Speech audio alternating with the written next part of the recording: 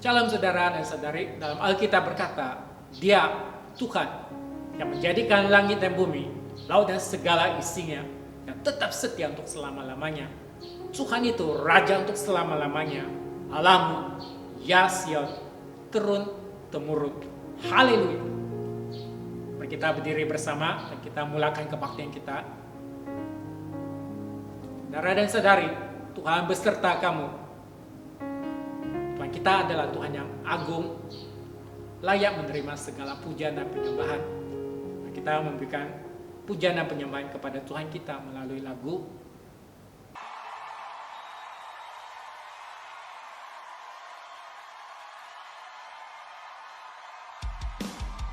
Semua tepuk tangan sama-sama. Haleluya.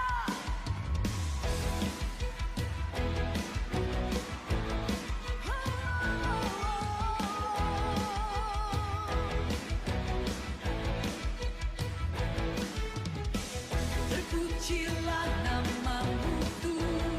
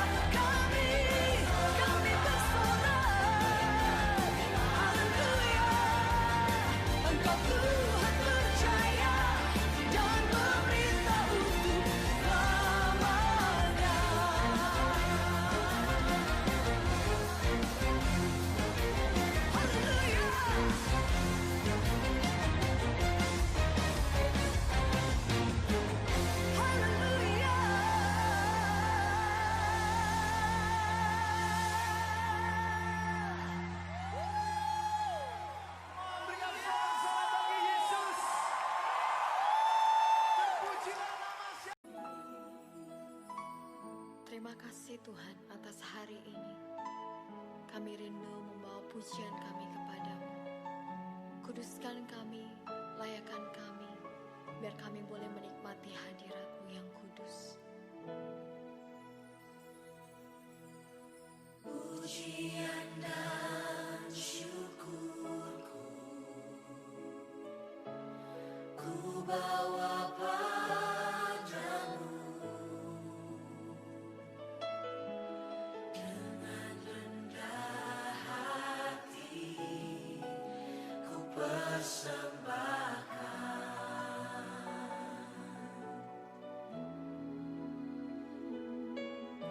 Sadar bila ku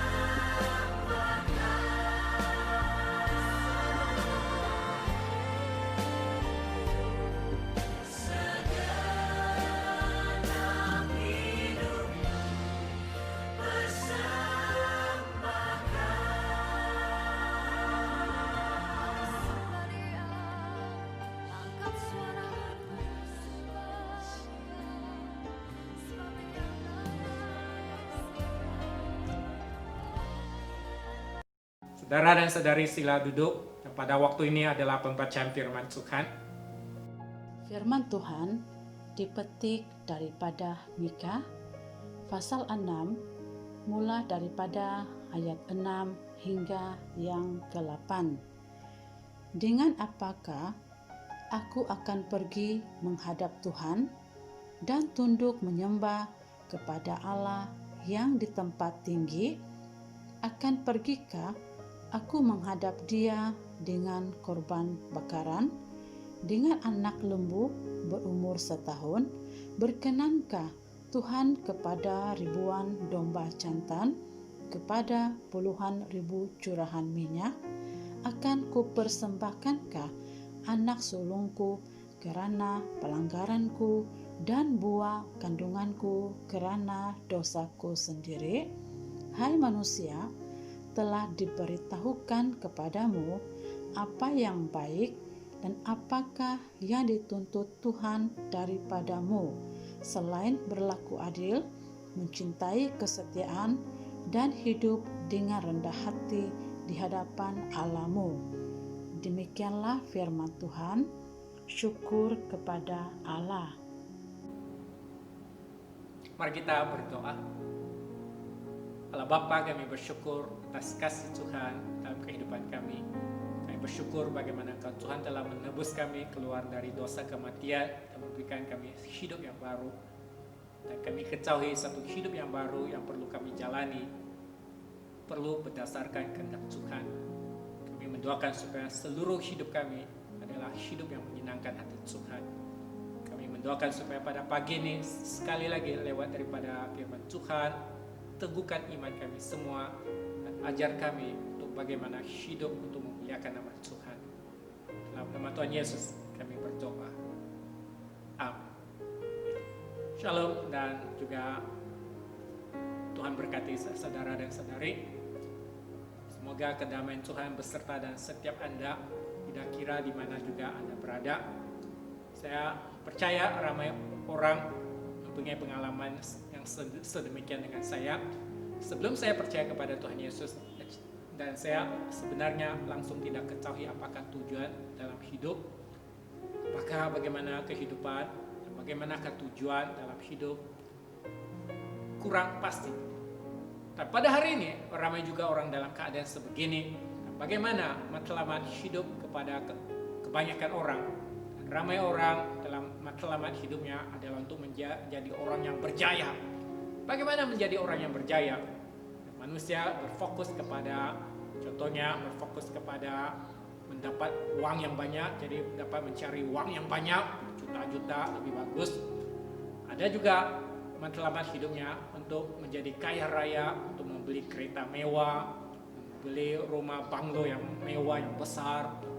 Ada juga dalam matlamatnya ada satu keluarga yang bahagia, ada jawatan yang bergaji sangat tinggi dan sebagainya. Saudara dan saudari, sungguh pun Anda mendapat kesemuanya ini. Dan dalam Alkitab berkata, apakah gunanya? Sebab semua ini hanyalah sementara, tidak dapat kita bawa pergi saat kita meninggalkan dunia ini. Bagi kita sebagai seorang Kristen, kita perlu ketahui hidup kita datang daripada Tuhan. Sebab kita diciptakan oleh Tuhan, kita ada pada hari ini disebabkan datang daripada Tuhan. Dan kita juga perlu ketahui hidup yang baru yang kita miliki adalah hidup yang kita miliki saat kita percaya kepada Tuhan Yesus. Dan maka adalah penting bagi keseluruhan hidup kita, bagaimana kita menjalani hidup kita adalah sebenarnya perlu berdasarkan seperti yang dicatatkan dalam buku Roma 14 berkata, sebab tidak ada seorang pun di antara kita yang hidup untuk dirinya sendiri, dan tidak ada seorang pun yang mati untuk dirinya sendiri. Sebab kita hidup untuk Tuhan, dan jika kita mati untuk Tuhan. Jadi baik hidup atau mati, kita adalah milik Tuhan. Bagi hidup kita adalah milik Tuhan. Jadi bagaimana kita hidup bagi Tuhan? Salah satu aspek yang kita lihat dalam ajaran firman Tuhan adalah kita perlu untuk menyembah Tuhan. Hidup kita yang telah ditebus adalah untuk menyembah Tuhan. Pada hari ini kita lihat dalam kemah khotbah pada pagi ini. Yang pertama, bagaimana kita hidup bagi Tuhan? Kita perlu menyembah Tuhan dengan seluruh hidup kita, bukan sebahagian daripada hidup kita. Tuhan berkenan kepada setiap mereka yang datang untuk menyembahnya, dan Tuhan juga berkenan kepada setiap mereka yang memuliakan nama Tuhan dalam kehidupan mereka. Bagi iman kita ataupun bagi kepercayaan kita, iman kita perlu memiliki iman yang dapat dipraktikkan. Bukannya iman yang tidak dapat dipraktikkan, tapi iman kita perlu dipraktikkan. Maksudnya, iman kita perlu dipraktikkan dalam kehidupan kita. Gaya hidup kita adalah penyembahan, dan penyembahan juga sebagai gaya hidup dalam kehidupan kita. Bagi seseorang, saat dia dapat mempersembahkan satu hidup yang dapat memuliakan nama Tuhan, sebenarnya inilah satu penyembahan yang sejati kepada Tuhan. Dan juga satu penyembahan yang sejati adalah kita dapat memuliakan nama Tuhan dalam keseluruhan hidup kita, bukan sebahagian dalam hidup kita. Jadi bagi kita, saat kita berkata tentang penyembahan, bukan saja sekadar kita datang ke gereja untuk kebaktian Ahad ataupun untuk persekutuan doa dan persekutuan yang lain. Penyembahan bukan hanya sekadar berkaitan dengan aktiviti gereja, sebab bagi penyembahan juga berkaitan dengan seluruh hidup kita. Penyembahan termasuklah dalam penyembahan pribadi dalam kehidupan kita. Jadi saat kita tidak dapat bersembahyang pada waktu ini disebabkan oleh PKP, dan bagi kita adalah sangat penting dalam kehidupan harian kita dan juga dalam rumah kita juga perlu datang untuk menyembah Tuhan. Dan dalam penyembahan bukan hanya sekadar kita baca Alkitab, doa dan sebagainya. Sebab sungguh pun ini sangat penting. Berdoa penting, baca Alkitab penting, menyanyikan lagu pujian dan penyembahan, kita membuat persembahan keuangan, kita menyertai dalam kebaktian, kita menyertai dalam pelayanan. Sungguh pun ini sangat penting. Tapi kehidupan kita juga sangat penting, sebab kehidupan juga adalah sebahagian daripada penyembahan kita kepada Tuhan. Dalam kehidupan kita tidak boleh menjadi munafik. Kita tidak boleh menjadi orang Kristen pada hari Ahad. Lepas itu hari Isnin sampai hari Sabtu kita menjadi orang bukan Kristen. Kita tidak boleh mempersembahkan satu hidup yang munafik kepada Tuhan. Sebab keseluruhan hidup kita dari Isnin sampailah Selasa, Rabu, Kamis sampailah hari Ahad, setiap waktu, setiap hari adalah satu hidup yang menyembah Tuhan. Jadi tidak kira apa juga waktu kita berada pada saat ini, penyembahan yang sejati adalah untuk mempersembahkan keseluruhan hidup kita yang menyenangkan hati Tuhan. Dalam buku Mika berkata, dengan apakah aku akan pergi menghadap Tuhan dan tunduk menyembah kepada Allah yang di tempat tinggi? Akan pergikah aku menghadap Dia dengan korban bakaran, dengan anak lembu berumur setahun? Berkenankah Tuhan kepada ribuan domba jantan, kepada puluhan ribuan curahan minyak? Akan ku persembahkan anak sulungku kerana pelanggaranku dan buah kandungku kerana dosaku sendiri? Hai manusia, telah diberitahukan kepadamu apa yang baik, dan apakah yang dituntut Tuhan daripadamu, selain berlaku adil, mencintai kesetiaan, dan hidup dengan rendah hati di hadapan Allahmu. Dalam bacaan Alkitab ini kita dapat melihat bagaimanakah isi hati Tuhan terhadap umatnya. Tuhan tidak mau umatnya hanya datang dengan sikap yang munafik untuk mempersembahkan korban persembahan, hanya adanya rutin keagamaan, tapi dalam kehidupan mereka yang jauh daripada ajaran firman Tuhan. Tuhan tidak inginkan sebegini. Seperti seorang penulis post-Kristen berkata, penyembahan ataupun ibadah kita adalah mengenai gaya hidup, bukan sekadar musik. Apa yang Anda lakukan sepanjang hari adalah tindakan penyembahan Anda kepada Tuhan. Saat kita rujuk balik dalam buku Mika bab ke-6, kita dapat melihat bagi Nabi Mika mendorong umat Tuhan, selain daripada mempersembahkan korban persembahan, dan juga perlu cintai kesetiaan, adil, dan hidup dengan rendah hati di hadapan Allah. Nah, ini bermaksud dalam penyembahan kita bukan hanya sekadar aktiviti gereja, tapi dalam aktiviti dalam hidup kita, termasuklah dalam kesaksian dalam kehidupan kita. Seperti yang dikatakan dalam buku Yakobus, seandainya ada seorang yang miskin, ada seorang pengemis datang kepada Anda, dia meminta baju, mungkin dia kesejukan, dan dia meminta makanan dan sebagainya, dan Anda hanya berkata kepada dia, selamat jalan, kenakanlah kain panas dan makanlah sampai kenyang, tanpa memberikan sebarang bantuan kepada orang tersebut. Apakah gunanya semua itu? Ini adalah satu tindakan yang munafik. Ini bukannya satu penyembahan yang sejati. Jadi saat kita bertindak sedemikian tanpa pengasihan, dan bagaimana kita melihat semuanya sebenarnya tidak berkenan kepada Tuhan. Sebab dalam Alkitab mengatakan, dalam saat kita melakukan bagaimana dalam pengasihan kita adalah untuk menjaga anak yatim dan juga balu. Bagi kita, bagaimana kita memberikan respon kita terhadap kasih Tuhan yang tak terhingga dan tanpa bersyarat kepada kita, itu dengan mengasihi orang yang Tuhan kasihi dan juga mengasihani mereka yang memerlukan. Sebab Alkitab berkata, seandainya kita tidak dapat mengasihi orang yang kita dapat lihat, bagaimana kita mengasihi Tuhan yang kita tidak lihat dengan mata kasar kita. Jadi bagi kita, seluruh hidup kita adalah untuk menyembah Tuhan. Tuhan kita adalah Tuhan yang menciptakan langit dan bumi. Tuhan kita adalah Tuhan yang tunggal. Bagi kita adalah penting untuk mengikuti Tuhan dengan kerendahan hati dan juga hidup berdasarkan kebenaran Tuhan sendiri.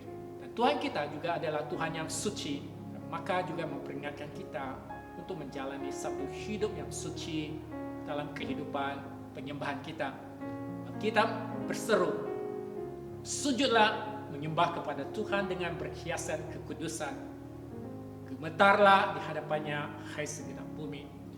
Dalam ayat di sini kita dapat melihat sebenarnya bagi suci bukan hanya sekadar bersih, tapi juga adalah perlunya ada perhiasan. Apakah maksudnya? Contohnya bagi saudara dan saudari, saat Anda balik ke rumah, badan Anda kotor dan Anda mandi. Setelah Anda mandi, badan Anda sudah bersih. Apakah saudara dan saudari Anda akan ambil balik pakaian yang kotor untuk dipakai kembali? Pastinya tidak. Sebab badan yang sudah bersih, bila dikenakan pakaian yang kotor, di badan kita menjadi tidak bersih lagi.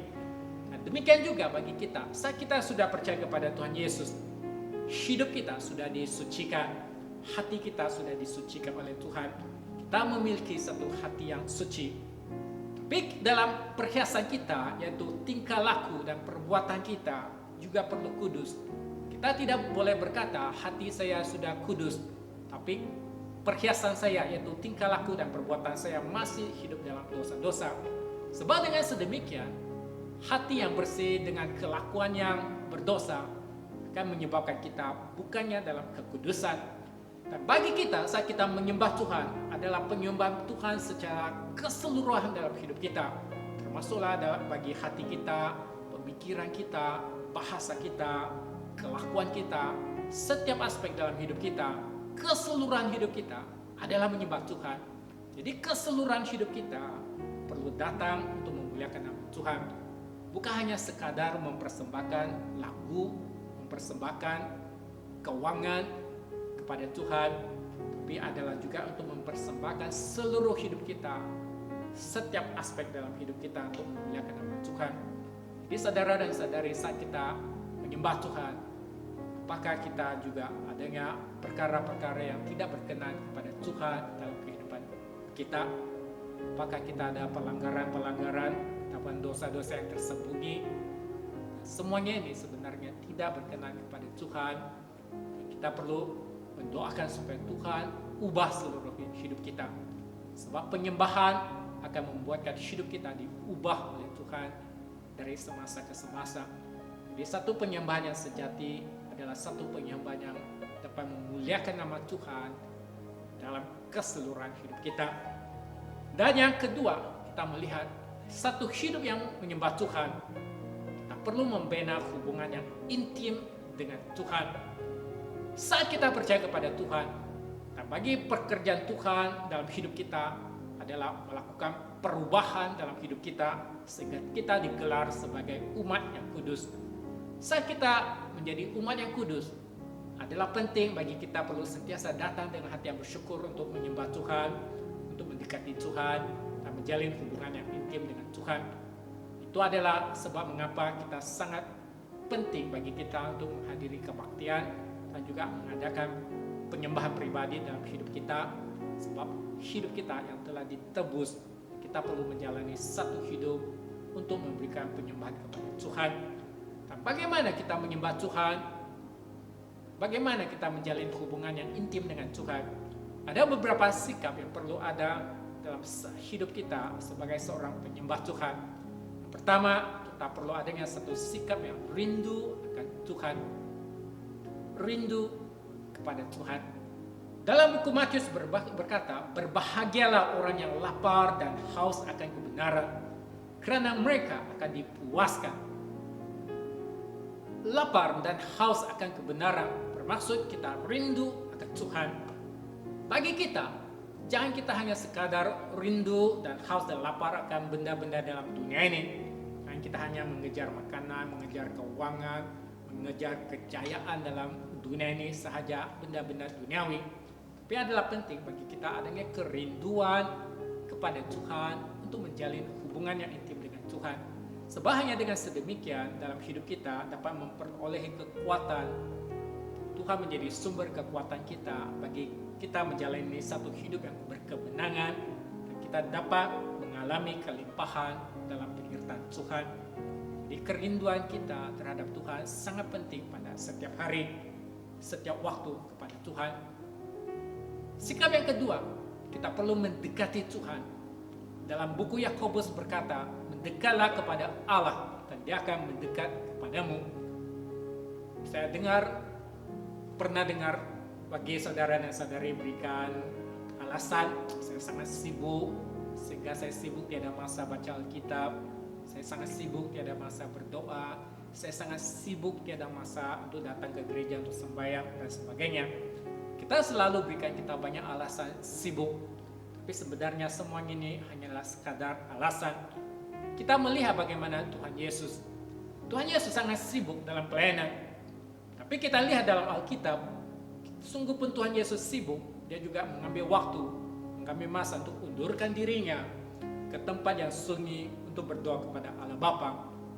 Disebabkan Tuhan Yesus selalu berbuat sedemikian saat Tuhan Yesus dicobai, dan Dia dapat berkata, engkau harus menyembah Tuhan ke Allahmu dan hanya kepada Dia sajalah engkau berbakti. Tuhan Yesus mengisytiharkan sedemikian. Dan sebenarnya pernyataan ini juga memperingatkan kita, penyembahan adalah mengenai hubungan manusia dengan Tuhan. Jadi saat kita menyembah Tuhan, haruslah hanya kepada Tuhan sahaja. Dan dalam penyembahan sebenarnya juga peringatkan kita perlu berlawan dengan si iblis yang coba untuk menggoda kita. Kita perlu berlawan dengan godaan-godaan. Kita perlu berlawan dengan dunia dosa ini. Kita perlu berlawan dengan kedagingan kita. Kita perlu berlawan dengan hidup lama kita dan tidak menyenangkan hati Tuhan.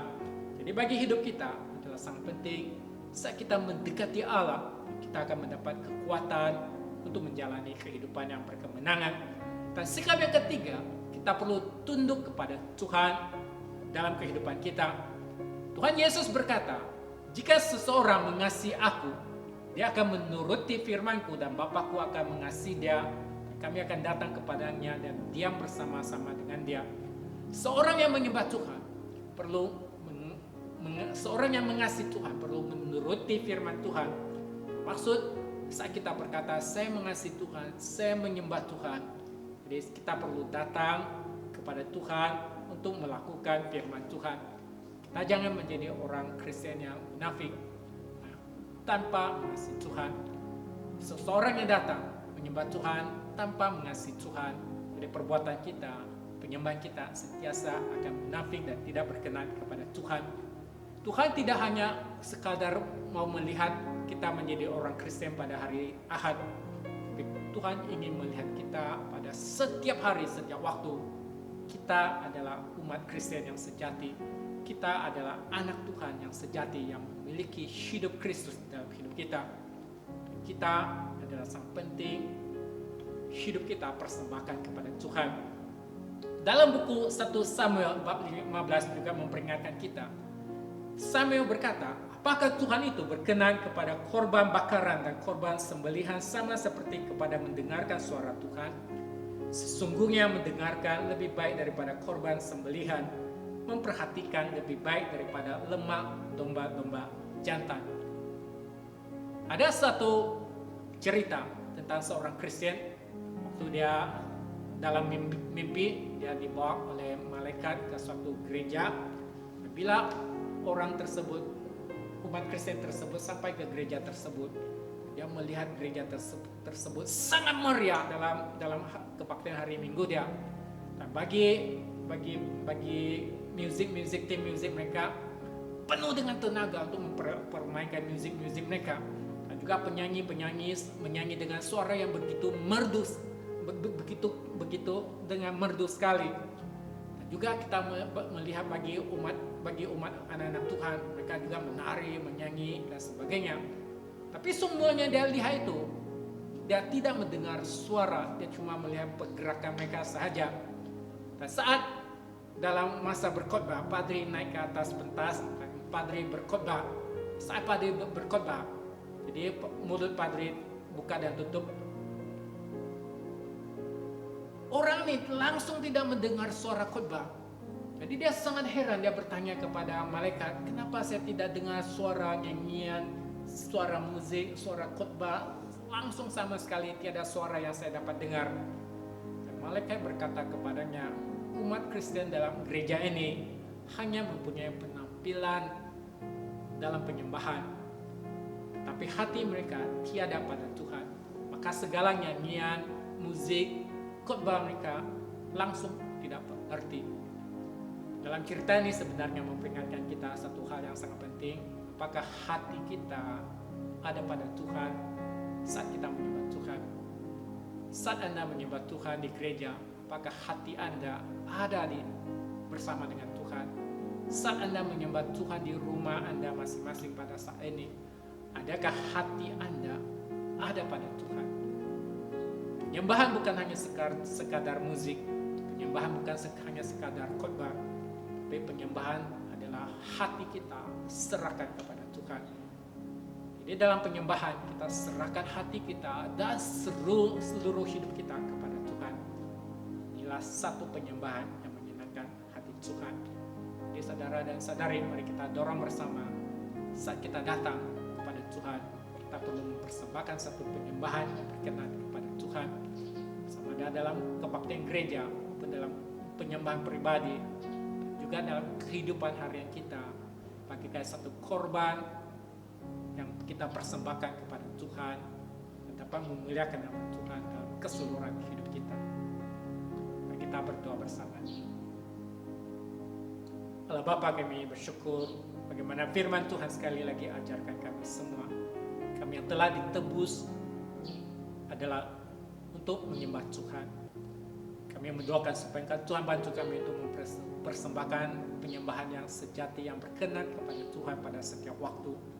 Bukan hanya sekadar di gereja, tapi setiap hari, setiap waktu, dalam keseluruhan hidup kami adalah satu penyembahan yang kami persembahkan kepada Tuhan. Kami mendoakan supaya Tuhan Kau berkenan kepada hidup kami semua. Kau Tuhan ubah setiap hidup kami yang tidak berkenan kepada Tuhan. Kau Tuhan ubah hidup kami supaya hidup kami menjadi satu korban, satu penyembahan yang berkenan di hadapan Tuhan. Ya Bapa, berikan juga kami perlindungan, berikan kami kekuatan untuk menjalani satu kehidupan yang berkemenangan.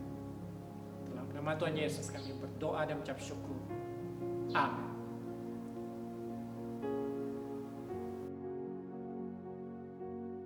Saudara dan saudari, sila berdiri bersama. Mari kita mengakui iman kita bersama melalui pengakuan iman Naisin.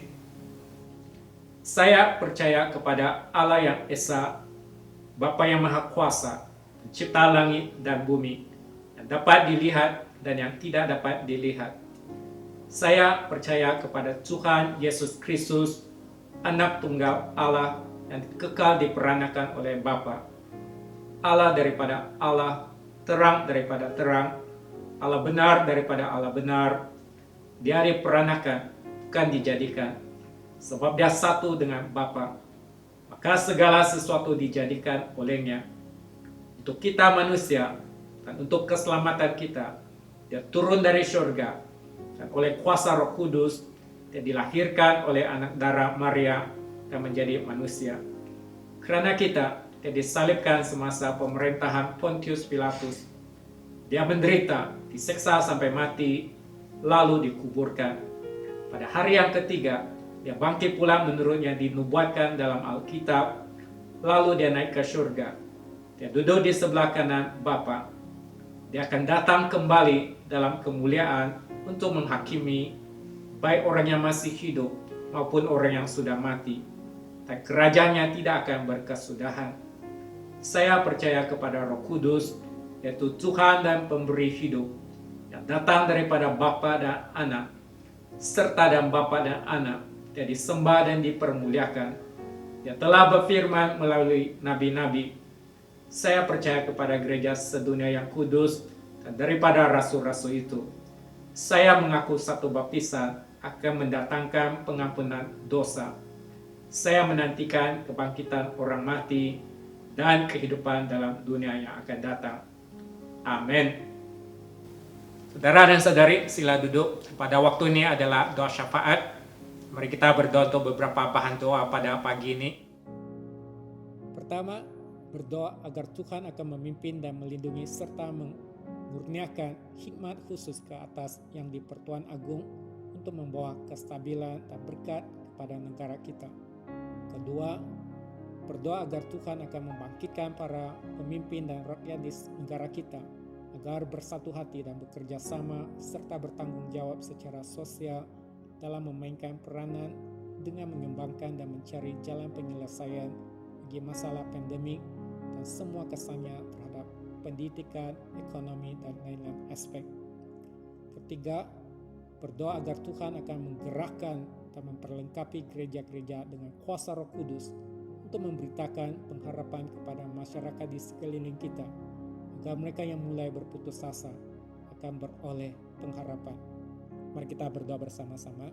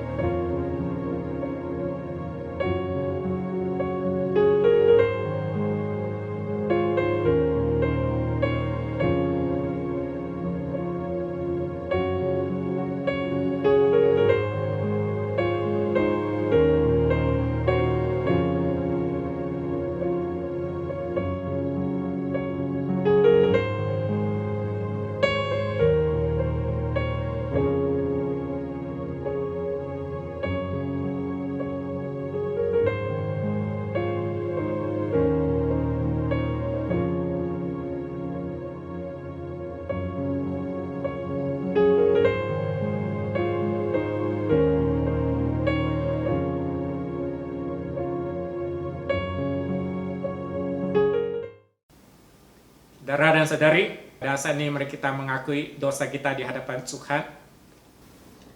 Allah yang penuh belas kasihan, Bapa kami di surga, Pencipta kami dan Hakim kami, kami telah berdosa terhadap Engkau dan terhadap sesama manusia, baik dalam pikiran, perkataan, dan perbuatan, melalui kelalaian, kelemahan, dan kesalahan yang disengajakan. Kami sekarang bertaubat dan benar-benar menyesal sebab kesalahan kami. Bapa, ampunilah kami demi anakmu, Yesus Kristus yang telah mati untuk kami. Kuatkanlah kami supaya dapat mengasihi dan mentaatimu dalam kehidupan yang baru. Melalui Yesus Kristus Tuhan kami. Amin. Saudara dan saudari, mari kita berdoa seperti yang diajarkan oleh Tuhan Yesus. Bapa kami di surga, dikuduskanlah namamu, datanglah kerajaanmu, jadilah kehendak-Mu di bumi seperti di surga. Berikanlah kami pada hari ini makanan kami sehari-hari. Ampunilah kami akan dosa-dosa kami, seperti kami juga mengampuni orang yang bersalah kepada kami. Janganlah membawa kami ke dalam pencobaan, tetapi lepaskanlah kami daripada yang jahat. Karena Engkaulah yang mempunyai kerajaan, kuasa dan kemuliaan, sekarang dan selama-lamanya. Amin. Mari kita menerima berkat Tuhan. Sentosa Allah yang melebihi pengertian manusia, memelihara hati dan jiwa kamu dalam pengecapan dan kasih Allah dan anaknya Yesus Kristus Tuhan kita. Dan berkat Allah yang Maha Kuasa, Bapa, Anak, dan Roh Kudus, beserta dan kamu, dan tinggal serta dan kamu sampai selama-lamanya. Amin. Saudara dan saudariku, pergilah dengan damai sejahtera dan layanilah Tuhan. Dalam nama Kristus. Amin. Mari kita berdiri bersama. Kita akhiri kebaktian kita dengan menaikkan sebuah lagu pujian kepada Tuhan Allah kita.